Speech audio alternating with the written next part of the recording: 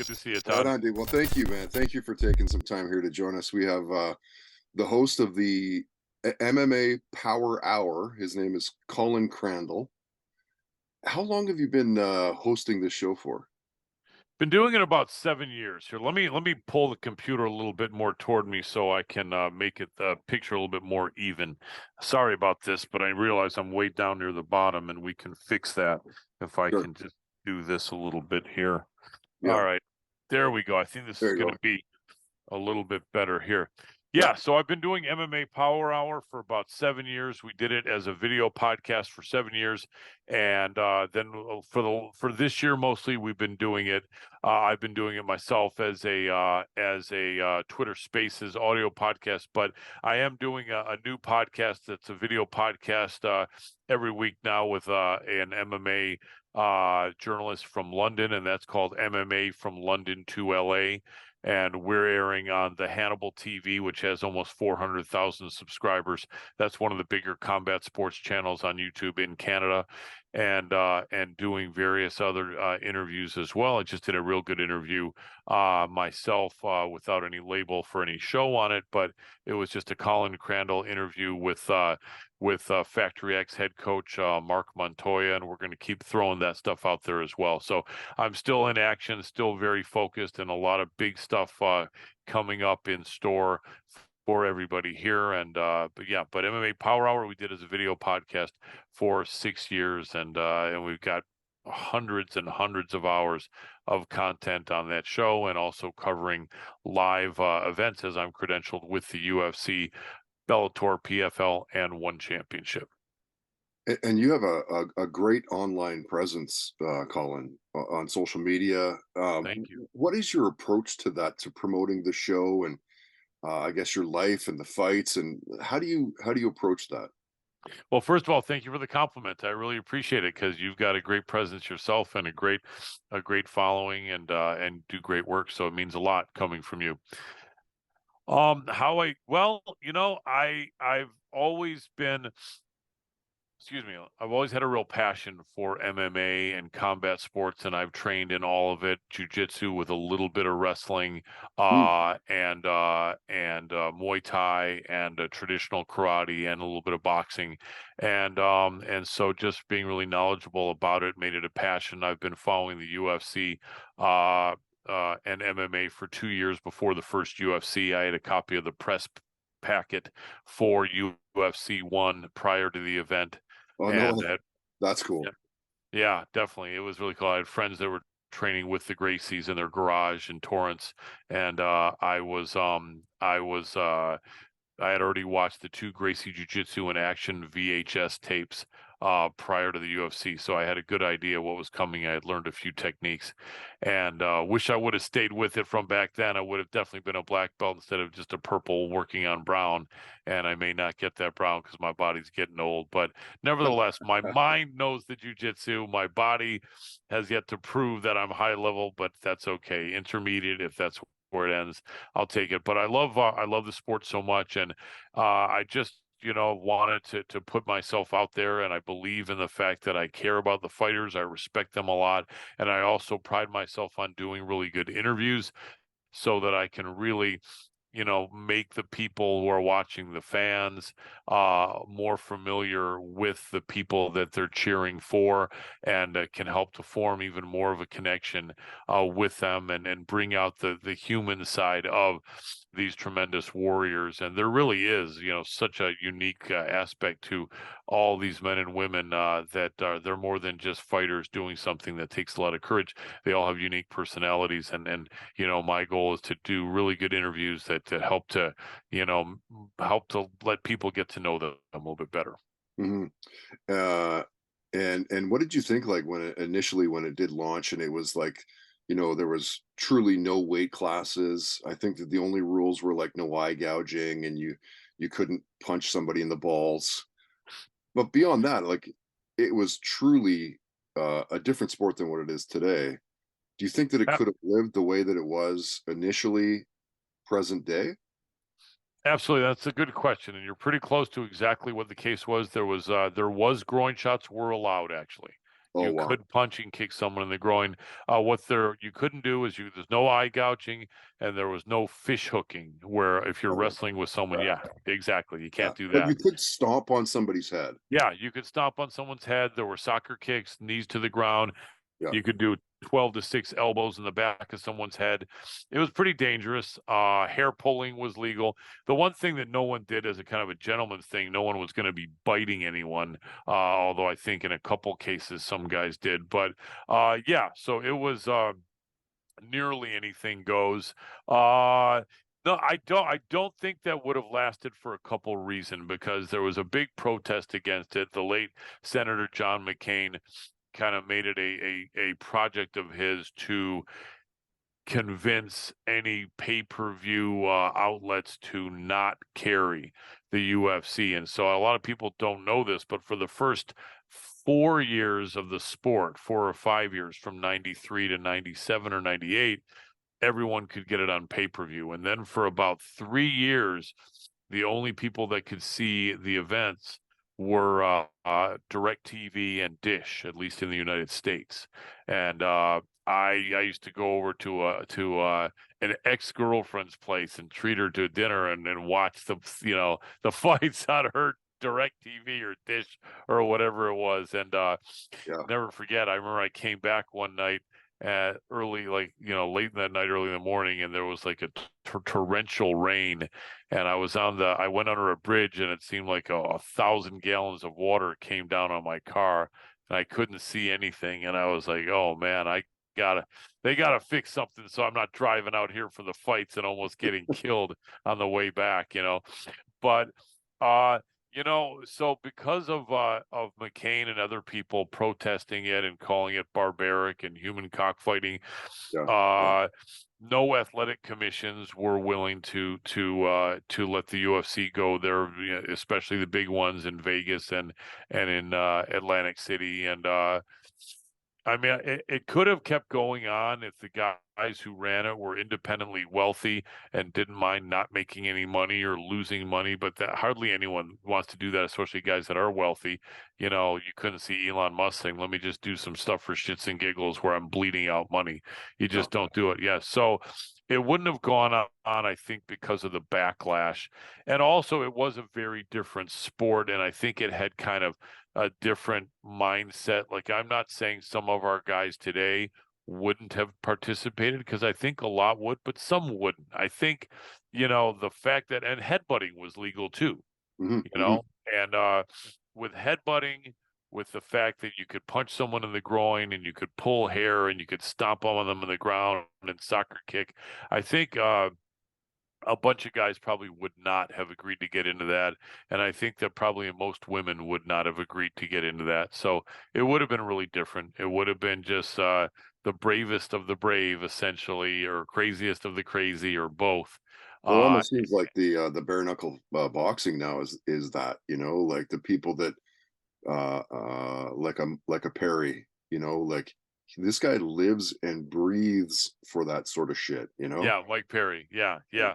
I mean, similar in concept, but in a way, not nearly as uh, Like as vicious and yeah, it wouldn't, because with the bare knuckles, there is more contact with, obviously, with the fists. There are more cuts, superficial cuts, no, usually. There are more hands being broken. But essentially, the gloves originally were implemented, because I'm also a boxing historian from way back. The oh, gloves were implemented in 1892, hence the Marquis of Queenberry, or Marquis of Queenberry rules, or Marcus of Queensberry rules, were the gloved era starting in 1892, with John L. Sullivan being the first champion. And the gloves were really put on to protect your hands, because people were breaking their hands too often. And even though the superficial cuts are worse when you have bare knuckles, overall, it's really even safer, because your hands take less damage, and when you hit someone with a boxing glove, it kind of spreads around and distributes the damage to a larger area, whereas the fist is just hitting. Sorry about that. There's a mhm, little sound mhm. effect. Is just hitting the one area. Whereas in MMA, doing techniques like hair pulling, not eye gouging was never in there, but original rules, head butting, hair pulling, Sure. stomping on the ground, 12 to 6 elbows coming down on someone would be extremely dangerous. And it's amazing that nobody in any major promotion was killed. I know there were some people that were hurt somewhat badly, especially when they had more open weight classes where you had guys who were 250 pounds going against guys 150 pounds, and Mhm. that was also very dangerous. So yeah, it would, it was more of a spectacle then. I remember Bruce Beck, the commentator, would say would do a disclaimer when the broadcast started and say this is not an exhibition.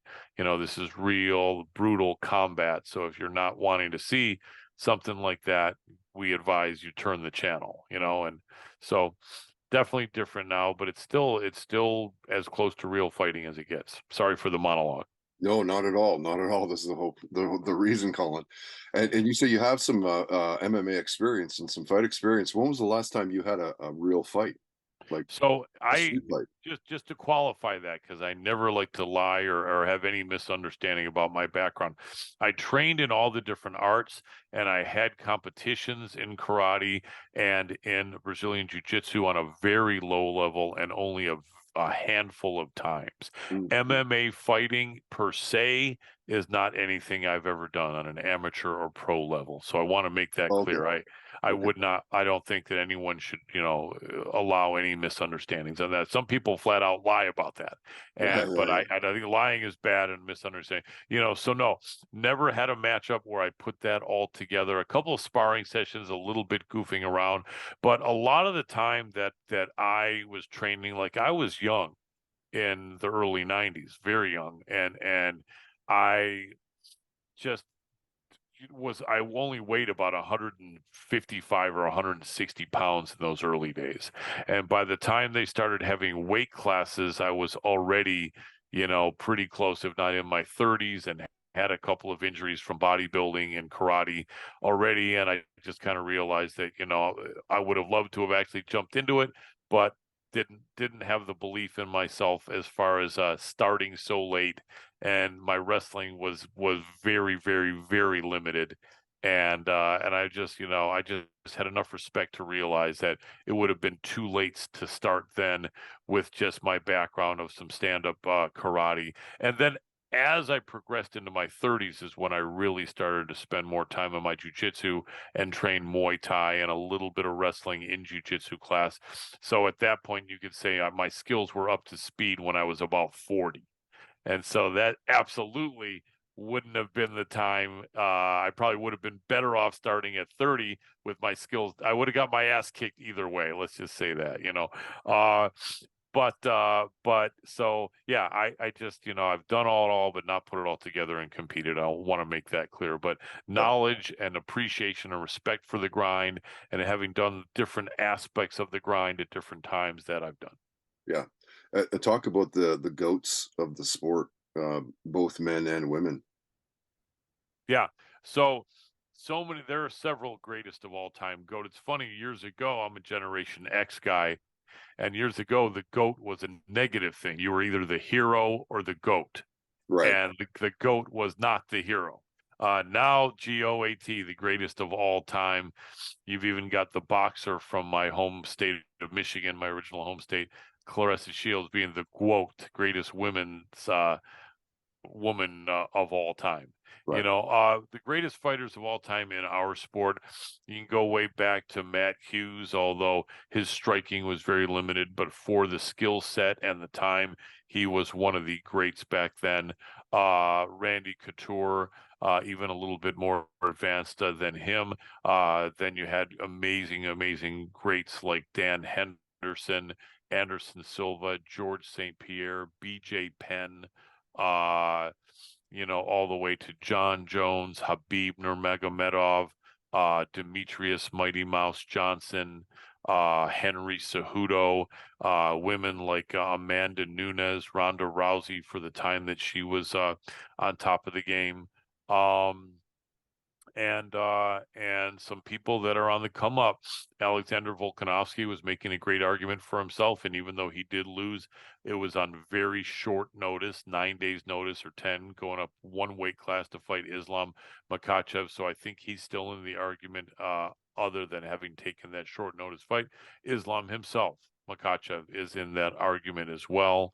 Mm, And other than that, I think there's a bunch of people trying, but those names, I think about a dozen names that I rattled off would be up there. Fedor, I even throw Fedor Emelianenko in there, or Fyodor as they pronounce it. He never fought in the UFC, and some people look back on him unkindly, saying these assortments of cans that he fought, or this or that. But it wasn't really that. For that time period, he fought some good guys. He was a somewhat smaller heavyweight at 6 foot even, and usually about 235.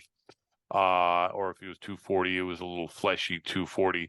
And I still respect him because his skill set was really, really good. It's just unfortunate that he got to be most well known as he got closer to 40 and was competing against really, truly good guys in this country past his prime. But I mm, like to put him up in there as well, and in that regard also, Vanderlei Silva in those early days of Pride was absolutely amazing too. mhm, mhm. And what is it about the fighters in Dagestan right now? They are taking over the UFC. It's insane.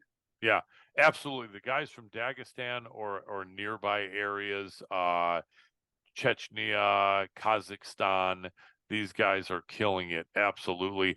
I think it's that Eastern Bloc, as they used to call it, that Eastern Bloc combat sambo or sambo, whichever you Mm, prefer, is a big part of it because we don't have a program like that here, and we probably never will for kids because what it is it's essentially like MMA. I think there's some limit on the striking on the feet, but I believe there is striking allowed on the ground. So the closest thing we have kind of to it now is this new thing called like combat jujitsu, where you can actually do some sort of striking on the ground.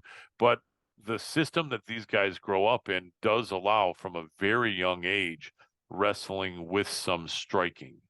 And I think it's going to be tough to get that sanctioned or approved anywhere for grammar school, elementary, junior high school kids. mm, It's not the safest thing, but I think over there it was like, for survival of fittest, and I wouldn't be surprised if these guys. I think that apparently they would go out there in the snow. I think Habib said sometimes they would just take the 6, 7 year old kids and throw them out in the snow and say, go in and do the sambo, and whoever wins will be respected and will be the government will probably help promote your drive to be a fighter. And whoever loses, you're done, and go home and ask your mom to make you a cup of hot cocoa or whatever, and she'll be glad to do it, but you're yeah. not going to be a fighter. So these guys really, it's kind of a baptism by fire. They're out there realizing that this is their way out of literally abject poverty, living out in some mountain area where there's not even running food or running water or not much food. I think the guy from Chechnya, Hamzat Chimaev, said he was pretty much living in a 6 foot by 6 foot room with very little food to eat back when he was young. Yeah. And so you have a tremendous motivation to get to be really good at what you're doing. And these guys are great. They train in different places, but a lot of these guys are training under the tutelage of uh, American Kickboxing Association, aka under the tutelage of head coach Javier Mendez, who I've interviewed several times. And now Habib Nurmagomedov is, I think, his number one assistant coach, and I think they're calling it like Team Eagle as well as AKA. Mm, And a lot of these guys are going up there against each other. And you know the old saying, iron sharpens iron. And you just got all these guys who came from that just absolutely rugged, very, very, very difficult, pain-filled system of combat sambo. And only the best survived. So you got these guys who a lot of them have known each other for years or knew each other's brothers or cousins, and it's all the guys that were winning all their fights. It's all the best guys from over there Yeah. that are in MMA here, right? So, and they're training with each other, and what you get from that is their training sessions are harder than a lot of their fights It's because they just have guys, crazy, right? Like, yeah, they what? have guys that are just as good as them. Here we Yeah. are screaming about how good this and that Dagestani is, and on the gym, if he let you know, he was losing most days in his training sessions. And then, but the guy he's training with is 5 times better than the guys he's fighting in the octagon. So, Yeah. that's a big advantage for those guys. But we do have Americans that are really coming up. Our American freestyle collegiate wrestlers and Greco guys are definitely in the mix and are giving those guys a hard time, as you saw with Kamaru Usman, with just 10 days notice going up against the aforementioned Hamzat Chimaev. So, but those Right. guys are killing it. They're definitely killing it. They are, yeah. We're talking with MMA historian, Colin Crandall. Call you that, right? Yep, I'll take it. Outside of fighting, let's get outside of fighting for a little bit and podcasting and kind of what you're known for. I guess it shows, not podcasting, but I'm curious what you watch outside of fighting and MMA and stuff. Like, what are you binge watching when you find the time? That's a good question, and also sorry for the sniffling. It's been a murderous allergy season here Oh, is for that me, and right? and at night it gets worse. So I apologize for that. I wish I would have scheduled, but anyway, I will do my best, and I appreciate. I don't want anyone to think I've got cocaine nose or anything here Yeah, because no, all good. not a drug guy. Um, I honestly mostly watch MMA. I'll tell you this: my wife passed away 2 months ago, Oh no. unfortunately, from cancer, which is a very devastating thing. And what I watched when I was with her would be she would watch MMA with me. She trained and earned one belt in Brazilian Jiu-Jitsu and then said, all right, that's enough of that craziness. But she actually legit earned it and was really good. And so she understood the ground and we'd watch MMA together. I would watch boxing, excuse me, when I'm not watching MMA. And then I would watch like old comedies with her. We loved watching old comedies. And then sometimes she would put on a movie here and there. I'm not a big movie guy. I don't know who half of the Gen Z or younger millennial stars are. I really wouldn't recognize them if I saw them, because I'm just not interested. And I kind of noticed the quality in film and TV just going from up here in the 1980s to boom, boom, boom, boom, boom, boom, down there. And I think that's why there's so much animation nowadays, because literally they're like the only people that are in the business mostly are connected, and it's a lot of people that are really really pleasant on the eye because most of them are models, the men and the women, and Mm. the acting ability just legit sucks in my opinion. So I I watch older movies and older TV shows sometimes, and but other than that, I'm from Michigan, so I'm still a big fan of Michigan teams and Detroit teams. I like football best out of the big four, and then I'd say basketball, hockey, even baseball is my least favorite. And once in a while I'll watch a soccer game. I played soccer for a few years, but I'm just my passion is combat sports, and I love comedy stuff that makes me laugh, and so that's pretty much what I watch. I'm not watching too much else. And so you know what? I scratch that documentaries. I kind of like documentaries, and specific ones usually that have to do sports. And sometimes, my wife would like to watch a crime documentary, which we were both very, very much against. As who isn't? I guess we're very much believed to be hard on crime and against violent criminals. But the programs were interesting. Sometimes we'd both get pretty pissed off at the terrible things that some of these criminals are doing, but kind of interesting, like forensic files type of shows and like that, where there were these twists. So I guess that's the long answer. Yeah, yeah, and I want to quickly go back to the boxing side of things. What did you make of the whole? What was the latest one? Ngannou and Fury, Yes. and of course it was McGregor and uh, I And blanked Floyd on Mayweather years it. ago, you mean that? Yeah, yeah. Mayweather was kind of the one that kind of started everything. But what did you think of that when they announced all that stuff? Like, is this a bit of a spectacle, or did you believe in it, or Well, so McGregor Mayweather, it's going back about 5 years, I think, right about now, about five things years, like that? four and a Yeah, half, 5, yeah. yeah. And that I thought was very interesting.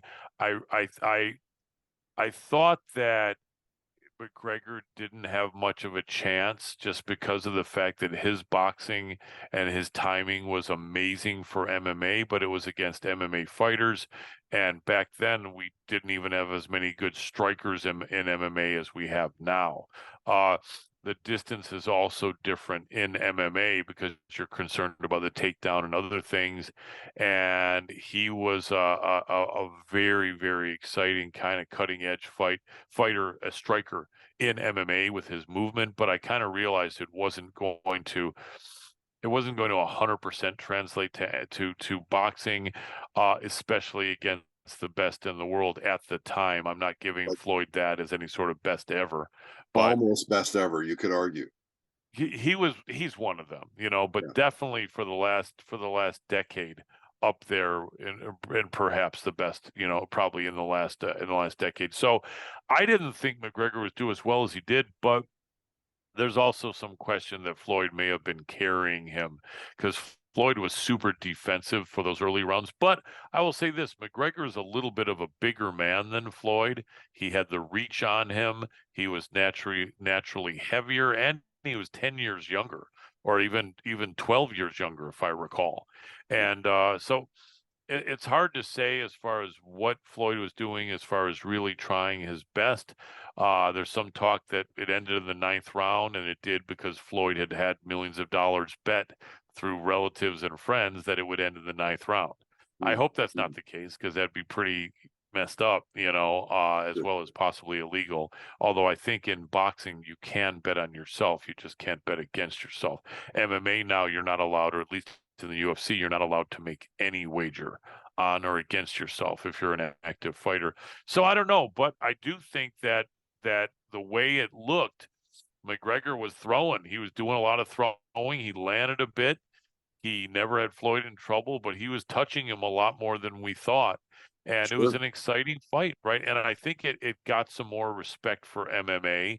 And I think that 5 years later, this Ngannou fight really kind of picked up where that left off because there was no question that Floyd stopped McGregor and McGregor never had him hurt, although he touched him, but it's a little bit debatable whether that was at uh, uh, Floyd's discretion or or not, whether McGregor was really doing that well in this situation.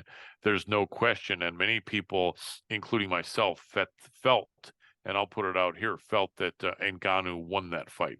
Yes, Right. it was close. It was a very close fight. I've taken polls and I have had several hundred people respond, and out of a 75-25 following that I have, with 75% being MMA and boxing fans and 25 pretty much being exclusively boxing fans. About 75% of them did feel Ngannou won. However, I'm looking at people that have exclusively boxing fans, and it's more than 50% of them that feel that Fury won. But it was really close. But either way, I think that Francis really got some more respect for the MMA community. I really think he really finished where McGregor started. And now boxing fans really can no longer assume that their best is going to beat our MMA world best, even in the sport of boxing. And I think that shocked a lot of people, especially the odds were like 10-1 in that fight. And Fury never had Ngannou in trouble once. And the No. one knockdown was from Ngannou. So, And it I almost love seems that. like Ngannou could just go into the ring with Joshua, or could It like does with like Joshua, with Usyk, with Wilder. any of those guys. And I will say this: some people are saying that it was a shorter notice setup. They talked about it; it was on, then it was off. then it was back on. Some people said Fury looked even more fleshy than he usually looked, and he didn't train at all, this, that, blah, blah, blah. Mhm. If Fury was that much better than Ngannou, as most people thought, that stuff wouldn't have mattered dramatically. I'm not saying it doesn't matter or didn't, but if Fury was a hundred times better than Ngannou in a boxing ring, like most boxing fans were saying, it wouldn't have turned out that way, whether he trained or not. Yeah. So to me, if Fury wants to come back and say, all right, you know what, I didn't take it seriously, now I'm going to take it darn seriously. We're going to schedule this for 3 or 4 months out, and I'm going to come back and show off Ngannou what a real boxer looks like. Then let's see. But to me, like I said, if Ngannou was that inferior in a boxing ring, then Fury didn't really need to be that focused and could have smoked him, and he didn't. So I think that now it doesn't mean that we're going to keep on producing MMA fighters that can compete against the very best in boxing. This is kind of a particular instance with an amazingly athletic individual like Francis Ngannou. One of the things I said going into that fight was that Francis has a really good chin. People are forgetting about that. There haven't been instances of people rocking Francis Ngannou. He's really gotten beaten by wrestling Mhm. in MMA. And one of the things I said is that he will be in there against a man who'll probably be 25 pounds heavier than him. I forget what their exact weights were, but it's maybe 25, 30-pound difference. But it'll be a man who's 4 inches taller or 3 inches. They had it officially listed as 5, looked more like 3-inch difference to me. But he'd be in there with a man with a little bit of a longer reach, a much better boxing pedigree, and like 30 extra pounds. And I said going into that fight, if Francis shows he can take the punches, then Tyson Fury better be careful.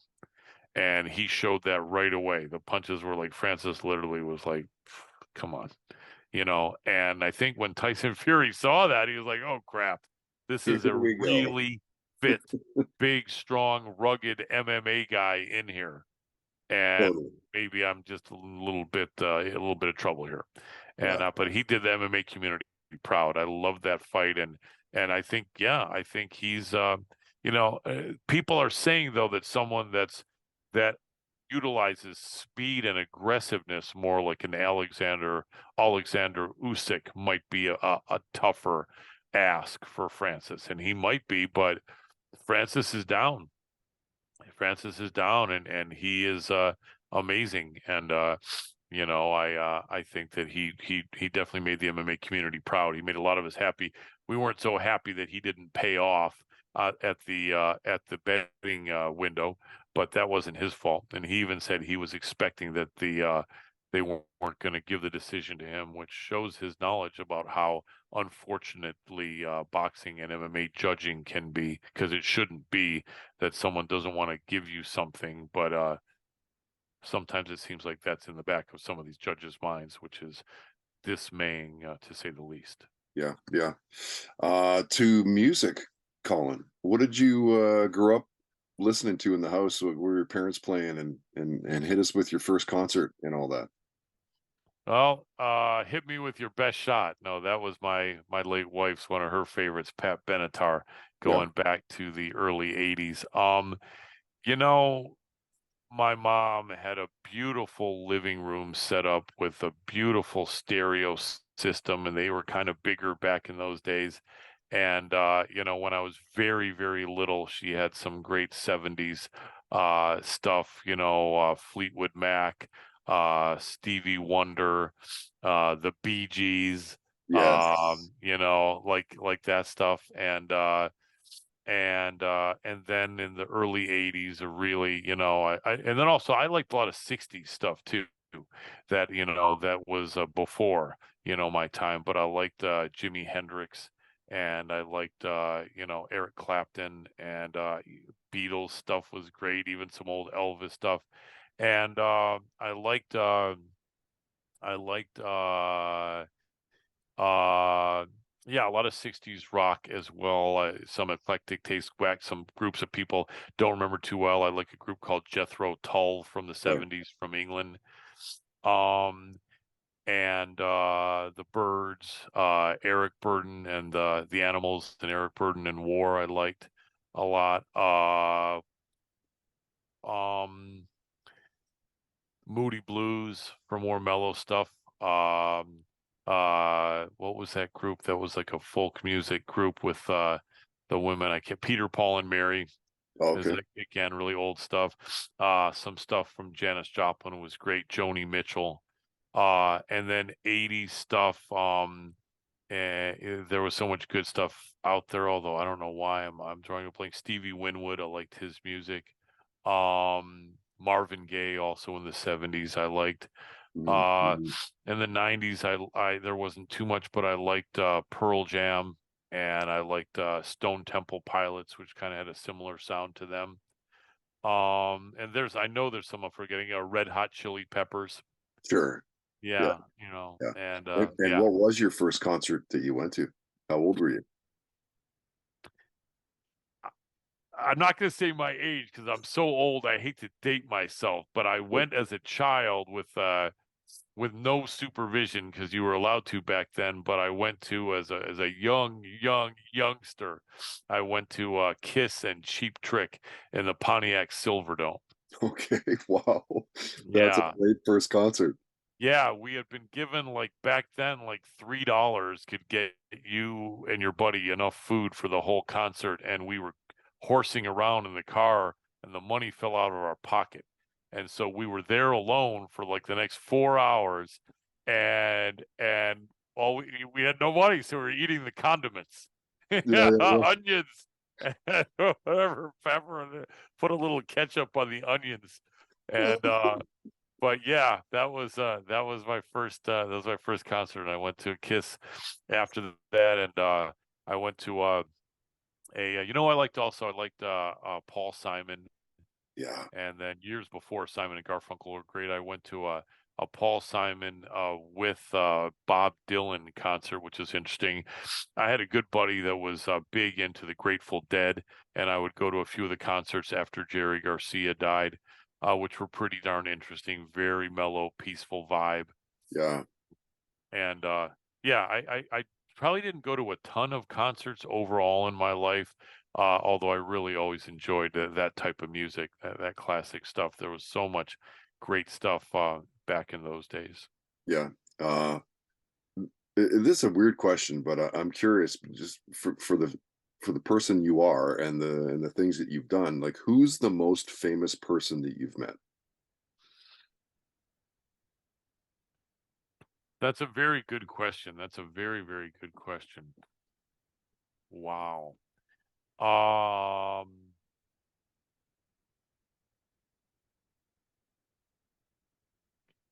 you know, I've met some random movie stars that weren't really the biggest. I don't really want to throw their names out there because they kind of became not really my favorites from just making bad life choices. Oh, So I met some people which kind of became screw ups a little bit, but they kind of had some acclaim. As far as anyone I'd want to throw out, I mean, I'm mostly the most famous people I've met were the bigger fighters. Like I interviewed at an event Conor McGregor mm, and Cowboy Cerrone. And I did an interview. I didn't meet this guy in person, but I interviewed the action movie star Frank Grillo, which okay. was really cool. He's done a lot of stuff, the Kingdom series and, Fight World, you know, um, and other than that, if there were some people, I don't think they stuck with me that much. I think you know what? I used to go to boxing a lot and sit right behind the Red Hot Chili Peppers, Oh, but I boxing did not. fans, those guys, hey? Yeah, yeah, they Yeah. they really were. At first, I thought they weren't. I thought that because it was in LA, someone probably just said, "Hey, dudes, you got nothing to do. You want here's some boxing tickets." But they showed up consistently to boxing, and I think they've even showed up to a few UFCs. Mhm. And yeah, I could swear I ran into some people somewhere somewhere, but it's interesting. Just, I think the older we get, the more we push stuff out of our head that really wasn't that important. And so Yeah, sure. no one really stood out. But I think I've met a few people, and like I said early on, some people that were famous that turned out to be somewhat infamous. So I don't want to, Yeah, want to throw them out there. yeah, fair enough. All right, Colin, I'll ask you one last question. It could be the toughest or it could be the easiest. What is your career highlight? Like, just can you pick one thing from your career? As far as in MMA podcasting, which is my passion, which is what we're talking about, I would really have to say going to that press conference where I was on camera for on and off camera for about 3 minutes, where I was interviewing Conor McGregor and Cowboy Cerrone before their fight. They actually put about 10 or 15 seconds of that on the Netflix documentary, Oh, McGregor Forever. And funny enough, when they went to commercial, they went with me on the screen to commercial one of those times, wearing my sports jacket and holding the UFC microphone as I was asking the questions to Connor and Cowboy. And that was a really good feeling. I had a friend of mine there as my videographer, which is why I got the I have like extra footage of that. mm, Uh, but I had only been covering things in media for maybe 3 or 4 years at that point, and or I think like three. And it was before the pandemic, so we were all packed in there like sardines, about 20 feet away from the stage that Connor and Cowboy were on. And I know I had asked some good questions in previous press conferences, and I really hadn't thought about what I was going to ask. But if you look at the post-fight press conference, Dana looked right at me and said, "Okay, how about you? You got a question there?" And he was looking and pointing right at me because I had come through and I think a couple previous events with really good questions at the post-fight presser, and this was like a pre-fight presser. But I looked at him like, crap, what am I going to say? No. And I thought of it. I was between a couple different questions, and I said, "Yeah, thank you, Dana." And I said, "For Connor, you know, how do you think this fight would have gone?" Uh, Something like if it was when you guys first had words a few years back, mm, and then he said something like, and I think I even had more detail. And then he said, "Well, I think the press conference would have been different for sure." And then he laughed and he said, "But I think the fight would have probably gone on the same." And then I had several more questions, and it was really important to me to do really well on a big stage. There was so much media there. There was a ton. It was the most media I've ever seen at a UFC event. It was like triple the amount of media that's usually at UFC events. And I just was like, man, I just want to kill this because I want to let people know that I know my stuff and that I'm going to through with good questions that are interesting, that make Connor and Cowboy think, and that make the press conference even more interesting. And I felt really good for having come through and having that footage, and then having it be on the Netflix Conor McGregor Forever documentary. yeah, that's pretty cool. Hey, that's something for life, man. That's something for Yeah, life, buddy. Uh, it was a great Colin, feeling. where's the best place for people to kind of hang out and check you out socially online? Like, are you more active on Twitter or Instagram, or is there a website to go to? Or Yeah, happy to tell you right now our MMA Power Hour website is down. We were never so much a news source, although we started to kind of get into that about a year and a half ago. And that was my MMA Power Hour producer, Adam Rorta. That was his thing, and I'm not the tech guy at all. And then he had some other things come up he had to deal with. So that's been down for a while. We're kind of still thinking about what we're going to do there. But absolutely, I'm active on social media, and let's go from least to most. Instagram, I'm hardly doing anything. I don't know why. It's simple. It's just pictures. So I can't say I don't know how to do it, but I've never really got into the flow. Although I think when I put something up on Facebook, it's going to Instagram. And Facebook, I know well. We kind of mistakenly embraced Facebook a lot in the first several years of our show. and it turns out that only now is starting to be able to pay some dividends. But a lot of my content's there. I'll still post stuff on Facebook. Twitter is really where I'm at, which is X, and I do Twitter Spaces at least once, sometimes twice a week. Sometimes I'll even do a 2-hour space. I'll put my video interviews up there as well. Just starting to get into my YouTube. You'll see a lot more of my content on the Hannibal TV. That's still where I put my MMA from London to LA, and we do a show nearly every single week. And and uh, and so if you want to look there, I'd love to have your support there. Colin Crandall MMA, and I'm Colin at Colin Crandall 33 on Twitter as the handle, which is at Colin Crandall MMA. And yeah, just hit me up. I appreciate everyone, and I try to get back to. I mean, I'm not saying I have 100. I don't. I've got 5,000 people there, and I think the other one's about the same. So I'm not saying it would take me all day to respond to people, but sometimes if I get a ton of questions, it might take a day or two. But I take it really seriously, and a lot of times, if I'm around and I can shoot you back a response, if anyone's got a question, anyone wants to hit me up, I really do respect people that want to talk to me and other podcasters and experts like yourself. Right on. Yeah, like I said, I really do. I like what you do on Twitter, and I just wanted to get you on the program here and kind of chew your ear off a little bit, talk MMA, talk some fights, and talk your life and everything else. So thanks again for doing this tonight, Colin, and we'll tag you when we're chucking this stuff around, and I guess we'll see you online. Fantastic, Todd. Thank you, man. It was a pleasure. You do great work, and I appreciate you and respect you a lot.